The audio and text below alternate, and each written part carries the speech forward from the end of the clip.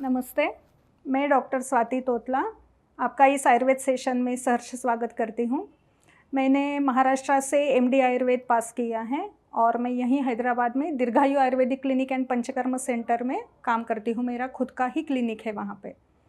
आज जो टॉपिक पे मैं बात करने जा रही हूँ वो है गैस्ट्रिक प्रॉब्लम। जनरली पब्लिक में गैस्ट्रिक प्रॉब्लम यानी लोग बोलते हैं कि एसिडिटी, सिर्फ एसिडिटी यानी गैस्ट्रिक प्रॉब्लम नहीं रहता है। क्या ये बहुत वास्ट टॉपिक है। गैस्ट्रिक प्रॉब्लम यानी उसके सिम्टम्स ऐसे रहते हैं, या गैस्ट्रिक प्रॉब्लम के अंदर जो डिसीजेस आते हैं उसमें रहता है कि एसिडिटी होना यानी छाती में जलन होती है, खट्टे डकार आता है, पेट फूले जैसा लगता है, सर में दर्द होता है, इंडाइजेशन लगता है, किसी को उल्टियाँ आती है, किसी को लूज मोशंस होते हैं। तो ये पूरे जो छोटे छोटे टॉपिक्स है या छोटे छोटे डिसीज़ है, सिम्टम्स है, ये पूरे ही गैस्ट्रिक प्रॉब्लम के अंदर आते हैं। तो इसके रीजंस क्या होते हैं, क्यों होता है ये गैस्ट्रिक प्रॉब्लम। तो आज के अगर लाइफ में सब लोगों के लाइफ में देखा जाए तो सबकी लाइफ है सीडेंटरी लाइफस्टाइल। मतलब क्या होता है, बच्चे रहे तो भी उनका प्लेग्राउंड पे जाके खेलना पूरी तरह से बंद है। बहुत रेयरली लोग जाते हैं और खेल के आते हैं। अगर लेडीज़ के बारे में हम देखे जाएं तो सबके पास घर में काम वाली है, तो काम पूरा घर के करती है काम वाली बाई, और एक्सरसाइज करने के लिए घर की लेडीज़ जाती है बाहर, जैसे yoga classes, Zumba classes, gym and etcetera. तो आपका जो डाइजेशन पावर है वो उतने अच्छे से नहीं रहता है, और जब डाइजेशन हैम्पर होता है तो डेफिनेटली गैस्ट्रिक प्रॉब्लम आगे चल के सबको ही होना है। मेरे प्रैक्टिस में मैंने देखा है कि बिल्कुल 4th 5th क्लास का बच्चा भी बहुत बार सर में दर्द है, मुझे छाती में जलन होती है, मुझे एसिडिटी होती है, ये सिम्टम लेके ही आते हैं। और मुझे हमेशा लगता है कि इतनी छोटी उम्र में कैसे एसिडिटी होती है। मुझे अच्छी तरह से याद है जब किसी का एक बार ऐसे डिलीवरी हुआ बोल के हम जब हॉस्पिटल में मिलने गए तो नर्स जो थी वो एक पिंक कलर का सॉल्यूशन लेके वो न्यूबॉर्न बेबी को देने जा रही थी। तो मैं बोली ये क्या दे रहे हो आप। तो नहीं, बच्चे को एसिडिटी हुई है तो मैं एंटासिड दे रही हूँ। मतलब अभी तो बच्चे का जन्म होके 2 घंटे भी नहीं हुए हैं और वो बच्चे को एसिडिटी कैसे हो सकती है। यहाँ पे आयुर्वेद काम करता है। आयुर्वेद क्या कहता है कि बच्चा जब भी जन्मने के बाद भी उसके जो सिम्टम्स है, उसके जो डिसीजेस है, वो बहुत मतलब उसका एक्चुअली रिलेशन रहता है माँ के प्रेगनेंसी के ऊपर। माँ ने क्या खान पान किया है, उसका पूरा 9 महीने का डाइट कैसा था, उसका काम करने का तरीका कैसा था, वो घूमने जाती थी कि नहीं, एक्सरसाइज कैसे करती थी, ये सबके ऊपर बच्चे का भी आगे का लाइफ डिपेंड होता है। आयुर्वेद कहता है अगर इसको आपको ट्रीट करना है तो मेडिसिन से ज़्यादा आपकी डाइटरी हिस्ट्री या आप खाना कैसे खाते हो, दिन में आपकी दिनचर्या कैसी है। दिनचर्या यानी क्या रहता है कि सवेरे उठने से लेके रात के सोने तक कुछ रूल्स दिए गए हैं, वो रूल्स आप फॉलो करते हो नहीं करते हो उसके ऊपर डिपेंड है। अब 1 to 10 पूरे रूल्स तो कोई फॉलो नहीं कर सकता, सबकी अपनी काम करने का तरीका है, सबका अपना टाइमिंग है, तो वो तो नहीं कर सकते। तो सिंपल इसमें सॉल्यूशन क्या है कि ये मान के चलो कि हमारे पेट के 4 हिस्से हैं। अब 4 हिस्सों में से 2 जो हिस्से हैं उसको हमने भरना है खाने से, मतलब जो भी सॉलिड खाना है उससे भरना है 2 हिस्से। एक हिस्सा भरना है लिक्विड से और एक हिस्सा खाली रखना है। अगर ये आप डेली रूटीन में बराबर फॉलो करेंगे तो डेफिनेटली आपको गैस्ट्रिक प्रॉब्लम नहीं होगा।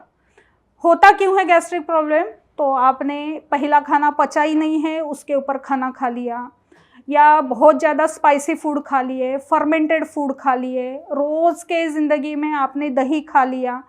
या बहुत बार क्या होता है कि नॉर्थ से कुछ लोग शिफ्ट होके साउथ में आते हैं और जब हम हिस्ट्री लेते हैं तो पता चलता है कि उनके रोज के खाने में इवन दो समर भी है तो वो बोलते हैं हमने छोले खा लिए, हमने मक्के की रोटी खा लिए, या हमने आज सरसों का साग खा लिया।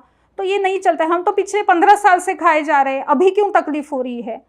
तो इसमें भी देखो, ये बाकी कोई पैथी में ये आपको नहीं देखने को मिलेगा, बट आयुर्वेद बोलता है कि तुम्हारी प्रकृति कौन सी है, फिलहाल तुम्हारा सीजन कौन सा चल रहा है, आप कौन से देश में हो, आप कौन से कंट्री में हो, या आप कौन से एरिया में रह रहे हो, वहाँ का क्लाइमेट कैसा है, वहाँ पे अनाज कैसे पकता है, उसके ऊपर आपका खान पान डिसाइड करता है और उसके ऊपर ही आपका डाइजेशन डिसाइड होता है। अब पेशेंट को जब ये बोला जाता है तो बोलते हैं हम कैसे समझे कि हमारा 2 4 हिस्सों में से 2 हिस्से भर गए, अब हमने लिक्विड लेना चाहिए। ये प्रैक्टिस से होता है। प्रैक्टिस से होता है इन द सेंस आपको करना क्या चाहिए कि जब खाना खाने बैठे हो तो पहले तो आपके सब इलेक्ट्रॉनिक गैजेट्स बाजू में रहना चाहिए, टीवी नहीं देखना चाहिए। आयुर्वेद बोलता है तन मना भुंजित, तन और मन से खाना खाओ। आजकल सब लोग क्या कर रहे हैं, मन कहीं और है, तन तुम्हारा डाइनिंग टेबल पे है, सिर्फ हैंड टू माउथ कोऑर्डिनेशन चल रहा है, आंखें कहीं और है, कान कहीं और है, तुम्हारा खाने में ध्यान ही नहीं है।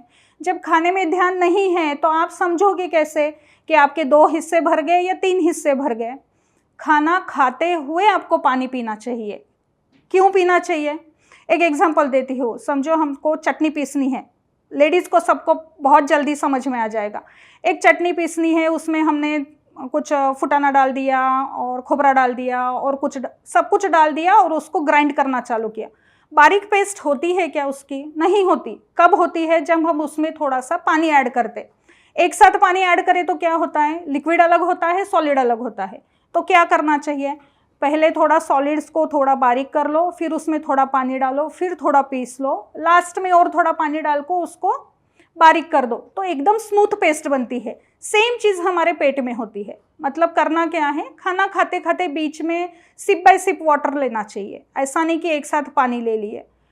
होम हवन करते हैं जब क्या करते हैं, जब होम चालू होता है तो पंडित जी क्या बोलते हैं, एक जो चम्मच दिया जाता है उसे एक एक चम्मच धीरे धीरे डालो, एक के बाद एक डालो। एक साथ घी डालते हैं क्या? नहीं। क्यों करते हैं ऐसे? तो जो कुछ भी सामने अग्नि जो है, जो होम हवन हो रहा है उसका अग्नि प्रॉपरली होना बोल के देते हैं वैसा। तो पेट में वैसा ही रहता है। अगर आपने एक साथ पानी पी लिया तो जो गैस्ट्रिक जूसेस रहते हैं जो एकदम अच्छे से काम करना चालू होते हैं, तो आपने पानी ज़्यादा पी लिया या लिक्विड्स ज़्यादा ले लिए तो वो जूसेस डाइल्यूट होते हैं, तो खाना पचता नहीं है, उससे वो डाइजेस्ट नहीं होता है। तो इसीलिए ये एक चीज़ हमेशा ध्यान रखना है कि हमारे पेट के 4 हिस्से कंसिडर करो, 2 से सॉलिड से भर लो, 1 लिक्विड से और 1 खाली रखो पचन होने के लिए। दूसरी चीज़ रहती है सवेरे उठे बराबर पानी, नॉर्मल वाटर नहीं लेना है, थोड़ा गर्म पानी पी सकते हो। अगर समर है तो सादा पानी पियो, विंटर है, रेनी सीजन है तो थोड़ा ल्यूक वार्म वाटर लो। रात में सोते टाइम पानी पी के नहीं सोना है। दिन भर में लोग पूछते कितना पानी पीना चाहिए, ऐसा कोई मेजरमेंट थोड़ी ना रहता है। मेरी प्रकृति वात प्रकृति है, मुझे ज़्यादा लगेगा, तुम्हारी कफ प्रकृति है, तुमको कम लगेगा। विंटर में पानी कम पिया जाता है, समर में वही पानी बढ़ता है। तो ऐसा 3 लीटर पियो, 4 लीटर पियो, ऐसा नहीं रहता है। तो क्या रीज़न है, जब प्यास लगे जब पानी पियो, जब भूख लगे जब खाना खाओ। ये समझेगा कब, जब आपका कॉन्सेंट्रेशन खाने पे हो। जब कॉन्सेंट्रेशन टीवी पे है, कॉन्सेंट्रेशन तुम्हारे गैजेट्स पे है, गप्पों में है, तो फिर ये डाइजेशन पावर तुम्हारी ठीक नहीं रहने वाली। अब ये हो गए सिम्टम्स या इसके रीजंस। तो इसका रेमेडी क्या है, क्या करना चाहिए?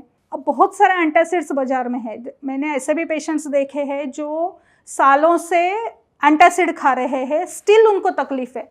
एंटासिड खाने से क्या होता है, तुम्हारा जो भी पित्त शरीर में बढ़ा है, हीट जो भी बढ़ी है वो सप्रेस होती है, उसको दबाया जाता है। दबा दबा के कितना होगा, अगर शक्कर के डब्बे में शक्कर कितना भी हिला के भरो और डालोगे तो वो नीचे निकलना ही है, गिरना ही है। तो पित्त एक दिन उभर के आएगा तो तुमको उल्टियाँ हो सकती है या किसी किसी को लूज मोशंस होते हैं। तो इसीलिए एंटासिड लेने से भी अच्छा है। इमरजेंसी ड्रग लेना कोई बुरी बात नहीं है, बट एसिडिटी होने ही नहीं देना, गैस्ट्रिक प्रॉब्लम होना ही नहीं। इसीलिए मैंने जो टिप्स बोले हैं वो तो आपको करना ही है। उसके अलावा कच्चे सलाद नहीं खाना है। पहले के ज़माने में तो लोग मूली और गाजर ऐसे ही तोड़ के खाते थे, अब क्यों नहीं खाना है? क्योंकि पहले के ज़माने में लोग खेतों में काम करते थे, पैदल उतना ही चलते थे, उतना ही वो व्यायाम भी करते थे, एक्सरसाइज पार्ट बहुत मैटर करता था।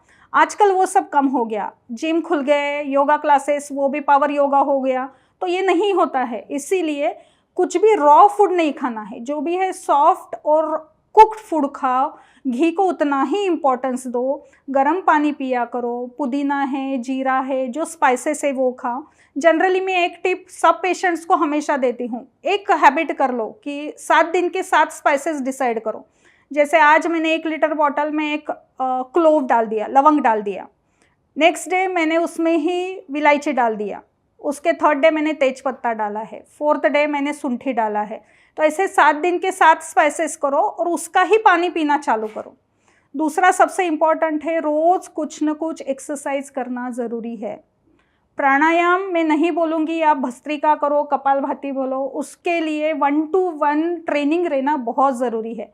अनुलोम विलोम कर सकते हो, डीप ब्रीदिंग कर सकते हो, ये 2 ब्रीदिंग वाली एक्सरसाइज कर लिए, और छोटे मोटे जो भी आसन यानी स्ट्रेचिंग एक्सरसाइज कर लो, वॉकिंग कर लो, उसके थोड़े से अलग अलग टाइप से करो। रोज़ का रूटीन अलग बनाओ, सेम रूटीन रोज़ रहेगा एक्सरसाइज का तो वो काम नहीं आता है। थोड़ा सा एंटरटेनमेंट बोल के भी रोज़ का रूटीन चेंज होना चाहिए, एक्सरसाइज पार्ट चेंज होना चाहिए। स्पाइसेस, ज़्यादा नमक, ज़्यादा अचार पापड़, ये वाली चीज़ें जैसे ही कम कर दिए, आपका गैस्ट्रिक प्रॉब्लम डेफिनेटली कम होता है।